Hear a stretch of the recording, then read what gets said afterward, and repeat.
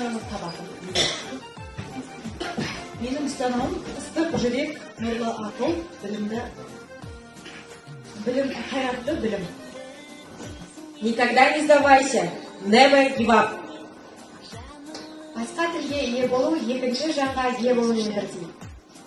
Сначала любить, а потом учить. Ақырын жүріп анық бас, еңбегін кетпес балаға, ұстаздық еткен жалықпас, үйретуден балаға.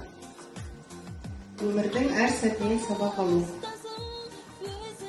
Өмірдің әр сәтінен сабақ алу.